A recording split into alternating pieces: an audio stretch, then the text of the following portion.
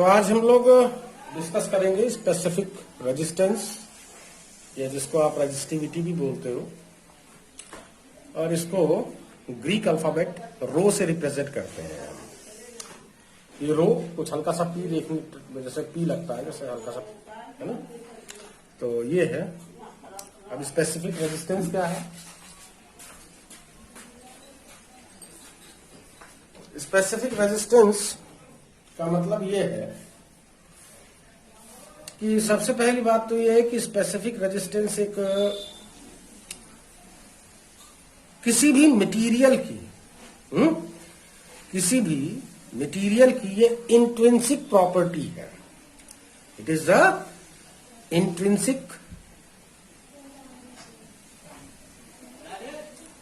Property of material only, right. ये हर material का अपना एक स्पेसिफिक प्रॉपर्टी है, स्पेसिफिक रेजिस्टेंस या रेजिस्टिविटी जिसको बोलते हो आप। इसका मतलब ये है कि जो स्पेसिफिक रेजिस्टेंस है वो अलग अलग मटेरियल का फिक्स है। इससे फर्क नहीं पड़ता है कि उस मटेरियल का साइज क्या है। साइज, मान लीजिए मेरे पास आयरन है और आयरन का मेरे पास ये वायर है। एक थोड़ा मोटा वायर भी हो सकता है, एक थोड़ा और ज्यादा मोटा भी हो सकता है। इनकी लेंथ, क्रॉस सेक्शनल एरिया सबके अलग अलग है। A1, A2, A3, इनकी लेंथ भी सबकी अलग अलग है। L1, L2, L3, right. लेकिन चूंकि ये सारे के सारे सेम मटेरियल है, क्या है, सब ये आयरन के बने हुए हैं, तो आयरन के लिए जो स्पेसिफिक रेजिस्टेंस है वो फिक्स है। स्पेसिफिक रेजिस्टेंस अगर इसका रो है तो इसका भी रो है, इसका भी रो है, राइट। अब स्पेसिफिक रेजिस्टेंस किस तरह से डिफाइंड होता है? एक्चुअली इसकी डेफिनेशन ही कुछ इस तरह की है कि ये अपने आप ही ये मतलब किसी भी मटेरियल के लिए फिक्स क्वांटिटी हो ही जाता है। Specific resistance is defined as it is the resistance of a material whose cross sectional area is unit, that is SI unit में 1 मीटर स्क्वायर ले लूं, and its length is also unit length, that is 1 metre. तो अगर मेरे पास iron है, copper है, gold है, कोई भी मटेरियल है मेरे पास, तो किसी भी चीज का स्पेसिफिक रेजिस्टेंस निकालने के लिए मुझे उसकी 1 मीटर ही लेंथ लेनी है और उसका 1 metre square cross sectional area ही लेना है। अब इसके इस क्रॉस सेक्शन के अबाउट जो इसका इस मटेरियल का जो भी रेजिस्टेंस है, आप कैसे भी फाइंड कर लो, कोई एक्सपेरिमेंट करके फाइंड कर लो, किसी भी तरह से फाइंड कर लो, या आपके पास कोई फॉर्मूला है उससे फाइंड कर लो, किसी भी तरह से कर लो उसको फाइंड, ठीक है। तो इस पर्टिकुलर मटेरियल का इस क्रॉस सेक्शन के अक्रॉस जो भी इसका रेजिस्टेंस है वही क्या है, इस पर्टिकुलर मटेरियल का स्पेसिफिक रेजिस्टेंस है, राइट। अच्छा,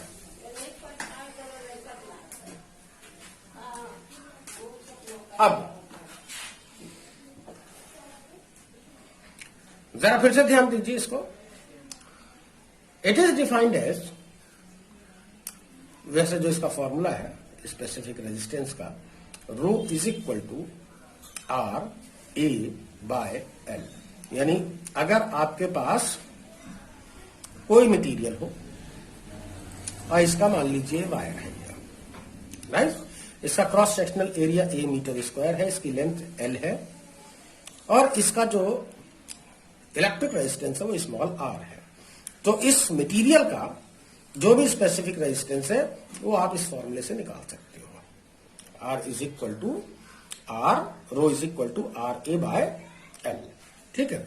यहां पर डेफिनेशन से आप देख भी सकते हो कि अगर मैं 1 मीटर स्क्वायर ले लूं और लेंथ अगर मैं 1 मीटर ले लूं तो अपने आप ही स्पेसिफिक रेजिस्टेंस के इक्वल आ जाएगा। ठीक है।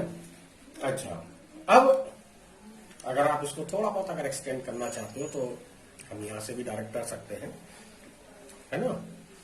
तो ध्यान दीजिए जरा, R is equal to rho L upon A. जो ये आपका है R की जगह पर आप लिख सकते हो,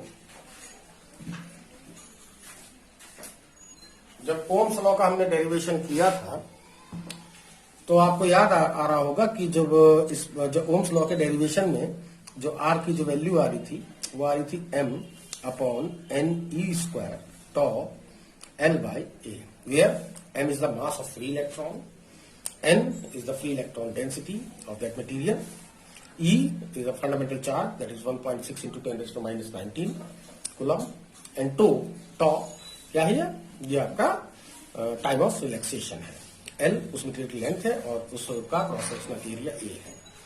तो अगर आप इससे अगर कंपेयर करो जो ओम्स लॉ का जो आपने डेरिवेशन किया था तो आपके समझ में आ रहा होगा कि जो रो की वैल्यू है वो एक्चुअली इसके इक्वल आ गई है ना। यानी कि जो स्पेसिफिक रेजिस्टेंस है इसका जो पैरामीटर है m upon n e square tau, और ये सारी की सारी क्वांटिटी फिक्स है, ठीक है। Mass of electron fix, free electron density उस पर्टिकुलर मटेरियल की फिक्स है, n मतलब स्मॉल ई इलेक्ट्रॉनिक चार्ज ये भी फिक्स, और टाइम ऑफ रिलैक्सेशन वो अगर टेम्परेचर अगर आप नहीं चेंज कर रहे हो तो ये भी आपका फिक्स ही है। इसका मतलब स्पेसिफिक रेजिस्टेंस उस मटेरियल के लिए क्या हो गया, ये फिक्स हो गया। तो ये स्पेसिफिक रेजिस्टेंस के पैरामीटर्स हैं। रेजिस्टेंस के पैरामीटर्स में ये L और A और काउंट होता है, ठीक है। अच्छा, अब जरा ध्यान दो कि मैं अगर इस रेजिस्टेंस की जगह पर मैं लिख लूं V अपॉन आई, मैं जरा इस पर दोबारा से आ रहा हूं, मैं R की जगह से मैं अगर मैं V अपॉन आई लिख दूं, वोल्टेज और करंट का रेशो, और रो L बाई ए कर दूं, तो आप इसको लिख सकते हो that rho is equal to V into A into L upon I, right. और थोड़ा सा अगर साफ साफ लिखें से तो हम लिख सकते हैं V अपॉन L इंटू आई अपॉन ए, और अगर थोड़ा सा और क्लियर करके लिखें अगर तो V अपॉन L मतलब हो गया पोटेंशियल का एक ग्रेडियंट है जो कि इसके क्रॉस बैटरी अप्लाई करने के बाद जो अंदर इलेक्ट्रिक फील्ड जो स्टेब्लिश होगा, V वोल्ट का बैटरी लगाया मैंने ये, तो इसकी लेंथ मान लीजिए L है, कितनी है इसकी लेंथ L, तो वोल्टेज अपॉन इसकी लेंथ ये हो जाएगा इलेक्ट्रिक फील्ड के, और ये I अपॉन ए क्या है, ये है आपका करंट डेंसिटी। तो आप अगर सिंपल वे में भी अगर ये डेफिनेशन लिख दो that specific resistance is defined as it is the ratio of electric field to the current density, तब भी आपके लिए ठीक है, कोई दिक्कत नहीं है, तब भी आपको मार्क्स मिल जाएंगे। बस समझ में आ गए। अच्छा, अब जरा यहाँ पर ध्यान दें, हाँ यहाँ से आप चाहे तो ओम्स लॉ का एक वेक्टर फॉर्म भी लिख सकते हो, है ना। तो ये जो वेक्टर फॉर्म है वो जरा ध्यान से देखो, मैं इसको यहाँ लिखा हूँ, rho is equal to e upon j आ रहा था ना, तो ई इज इक्वल टू आ जाएगा जे इंटू रो, तो ये दोनों ही वेक्टर क्वांटिटीज हैं, तो ये ओम्स लॉ का एक तरह से आपका वेक्टर फॉर्म भी यही है, ठीक है। अच्छा, अब अगले पॉइंट पे अब आप आएंगे। चलिए इसका काम खत्म करते हैं, इस पेज से स्टार्ट करते हैं। एक जो पॉइंट है इसके अंदर वो ये है कि व्हाट इज इलेक्ट्रिक पावर।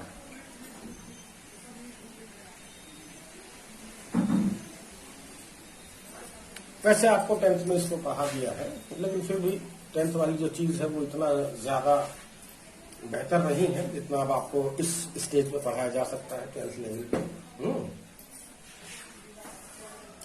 तो मैं अब आपके लिए इलेक्ट्रिक पावर में डिफाइन करने जा रहा हूं। सबसे पहली बात तो पावर क्या होता है।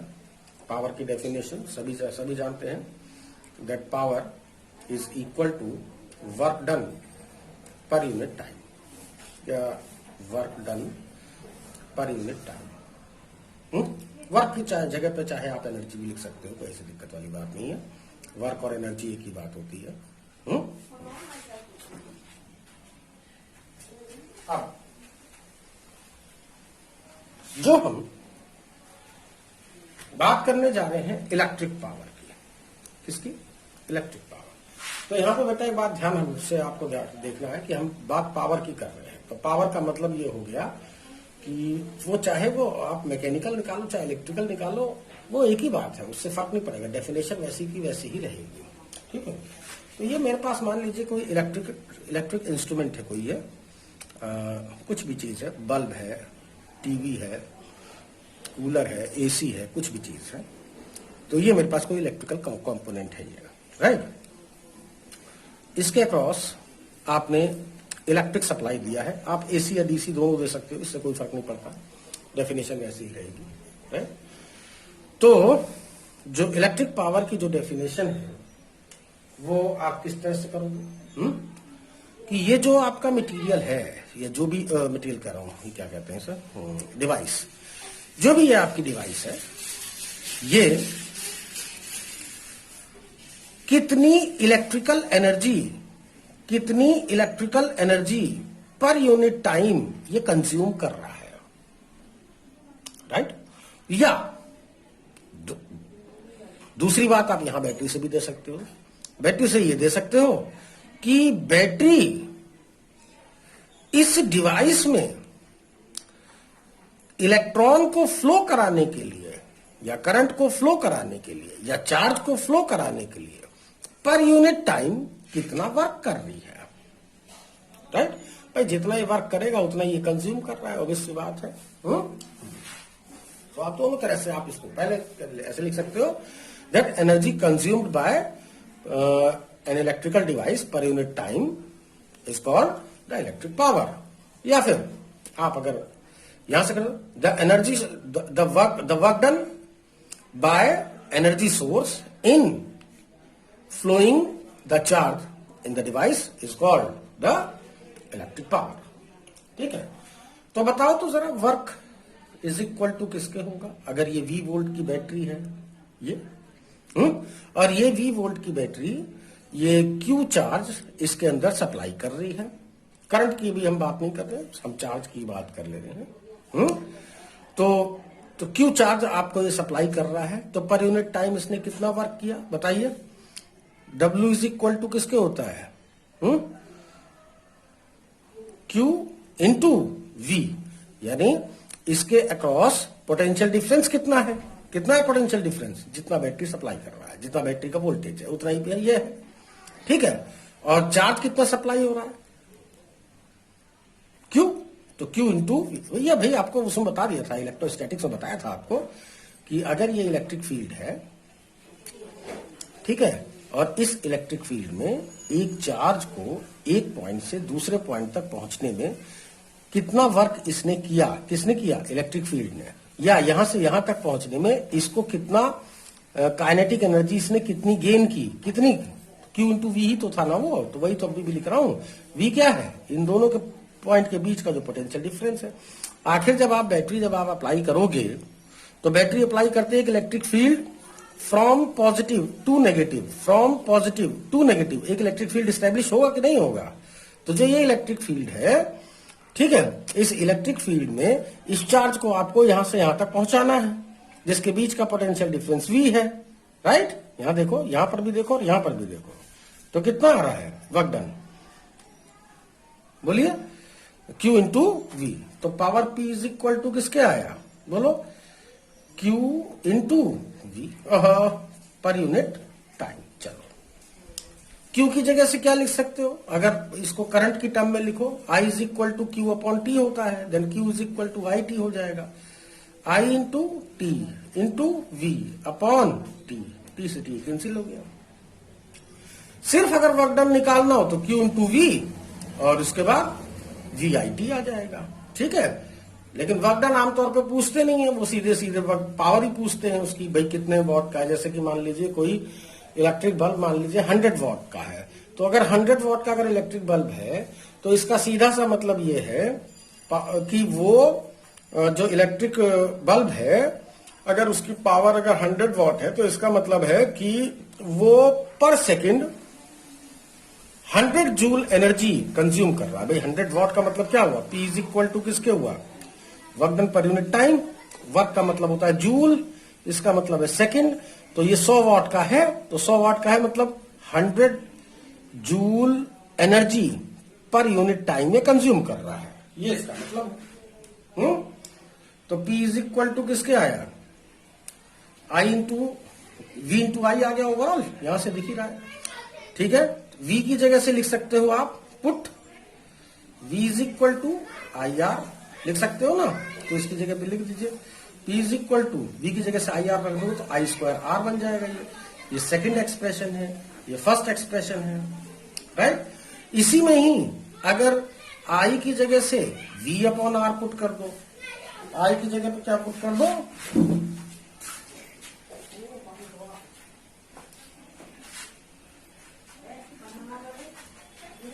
ठीक है। I is equal to V upon R अगर पुट कर दो तो कितना हो जाएगा, ये बोलिए, ये यहां पर पुट कर दो आप, तो P इज इक्वल टू किसके हो जाएगा, V into V upon R, that is P is equal to V square upon R, ठीक है। तो ये तीन एक्सप्रेशन पावर के लिए आते हैं, 2 एंड पावर, ठीक है। अगर वर्क डन अगर आपको निकालना है तो वर्क डन निकालने के लिए बस आपको टाइम से और मल्टीप्लाई कर देना पड़ेगा। भाई वर्क इज इक्वल टू होगा पावर इंटू टाइम, तो अगर वर्क अगर निकालोगे तो पावर है V इंटू आई या आई स्क्वायर आर या वी स्क्वायर अपॉन आर, आप टाइम से और मल्टीप्लाई कर देना इस सभी में ही, तो सब क्या बन जाएंगे ये, हाँ? ये वर्क डन आ जाएगा आपका, समझ में आ गई बात। अच्छा, अब जो आप लोग जो इलेक्ट्रिसिटी जो यूज करते हो आमतौर पे, वो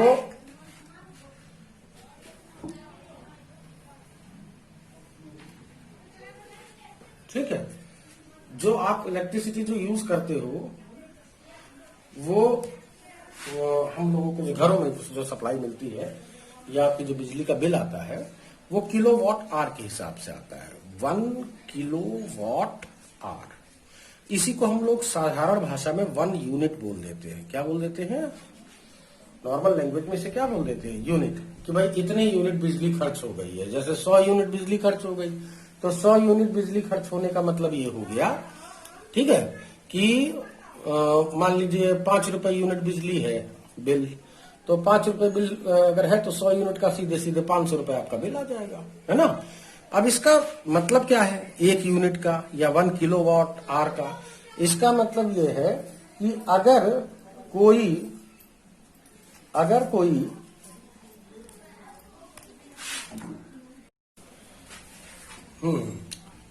तो जो किलोवाट आवर है ये हम बता रहे थे कि अच्छा हाँ, कि 1 किलोवाट आवर का क्या मतलब है। इसका मतलब ये है कि आप 1000 वॉट का कोई इंस्ट्रूमेंट लो, कुछ भी चीज लो जो 1000 वॉट का है, मान लीजिए इलेक्ट्रिक हीटर है, 1000 वॉट यानी 1000 वॉट का ये होना चाहिए। इसको 1 घंटे तक आप इसके स्टैंडर्ड पर इसको चालू कर दो। इसका स्टैंडर्ड जो भी हो 240 वोल्ट आमतौर पे होता है इंडिया में, तो उस स्टैंडर्ड पे आप इसे चालू कर दिया आपने।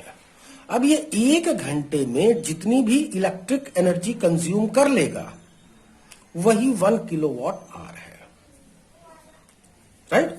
यानी ओवरऑल अगर आप इसको समझो तो 1 kilowatt hour is equal to किसका आएगा, किलोवाट का मतलब 1 किलोवाट का मतलब 1000 वॉट, 1 घंटे का मतलब कितना हो जाएगा, 3600 सेकंड हो जाएगा ना। तो ओवरऑल कितना हुआ ये, 3.6 इंटू 10⁻⁶ जूल, यानी जो 1 किलोवाट आवर जो होता है वो इतने जूल के इक्विवेलेंट होता है, इक्विवेलेंट नहीं इक्वल होता है, ठीक है, जिसको आप 1 यूनिट बोल देते हो। अब अगर आपको नंबर ऑफ यूनिट अगर निकालना है, आपके घर में कितनी वो आने चाहिए, बिल कितना आना चाहिए, कितना आ रहा है, तो नंबर ऑफ यूनिट आप पता लगाने के लिए आप बड़ा सिंपल सा तरीका आप यूज कर सकते हो, volt into ampere into hours divided by 1000, और वोल्ट इंटू एम्पियर की जगह पे आप लिख सकते हो वॉट इंटू आर अपॉन 1000। इससे कैलकुलेट करके, जैसे मान लीजिए आपके पास 10-10 वॉट के 100-100 वॉट के मान लीजिए 5 बल्ब हैं, तो टोटल कितना वॉटेज हो गया, 500 वाट हो गया। अब 500 वाट आप यहाँ पे लिख दीजिए 500। अब मान लीजिए आपने इसे 2 घंटा चलाया है, तो 2 घंटे की जगह पर नंबर ऑफ आवर्स कितने हो गए 2, तो आवर्स की जगह पर लिख दीजिएगा 2 डिवाइडेड बाय 100। जो भी कैलकुलेट होके आएगा आपको पता लग जाएगा कि उस बल्ब की वजह से आपके घर में कितने यूनिट बिजली खर्च हो रही है, ठीक है। अच्छा, तो ऐसी जितने भी डिवाइसेस हैं सबको इसी तरह से कैलकुलेट करके टोटल नंबर ऑफ यूनिट आप निकाल सकते हो। पूरे महीने का निकाल लोगे तो पूरे महीने का बिल आपको पता लग जाएगा, ठीक है। टेम्परेचर डिपेंडेंस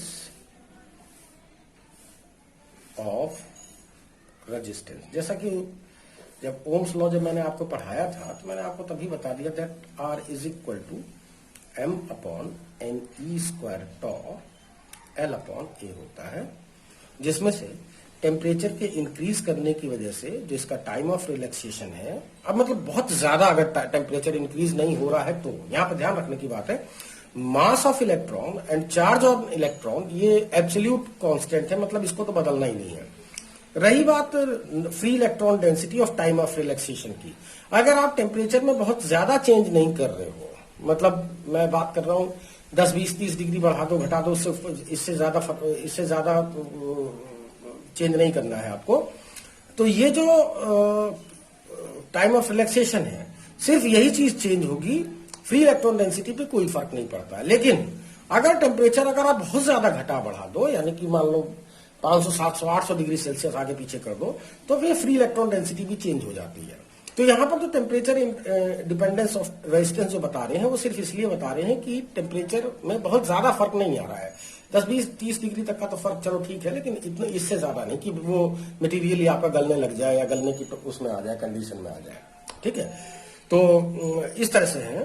तो ये क्या है, जो रेजिस्टेंस है वो किसके ऊपर डिपेंड कर रहा है, टाइम ऑफ रिलैक्सेशन की वो इनवर्सली प्रोपोर्शनल है, और टाइम ऑफ रिलैक्सेशन यानी कि दो लगातार कोलिजन के बीच में कितना टाइम लग रहा है, यानी कि जब टेम्परेचर कम था तो जो फ्री इलेक्ट्रॉन्स थे वो ऐसे धीरे धीरे चल रहे थे, तो धीरे धीरे टकराने का मतलब हो गया कि टाइम ज्यादा लग रहा था उनको। लेकिन अगर आप टेम्परेचर बढ़ा दोगे तो उस एनर्जी को गेन करके वो ज्यादा तेजी से जल्दी टकराने लग जाएंगे, तो जल्दी टकराने लग जाएंगे तो टाइम ऑफ रिलैक्सेशन कम हो जाएगा, जिसकी वजह से रेजिस्टेंस आपका बढ़ जाएगा, ठीक है। तो यहां ध्यान रखने की बात है कि जो L और A है, टेम्परेचर के चेंज होने से जो उसकी डायमेंशन है वो भी चेंज होती है, जिसको आपको 11th में पढ़ाया गया था, आपको तो थर्मल एक्सपेंशन में याद होगा आपको, ठीक है। आप लोगों ने इसके लिए फॉर्मूला यूज भी किया होगा, दैट जो टेम्परेचर क्या नाम है, जो थर्मल एक्सपेंशन जो है, लीनियर थर्मल एक्सपेंशन कोफिशिएंट इसका क्या है, alpha is equal to change in length upon original length into change in temperature, इस तरह से निकालते होंगे आप लोग, ठीक है।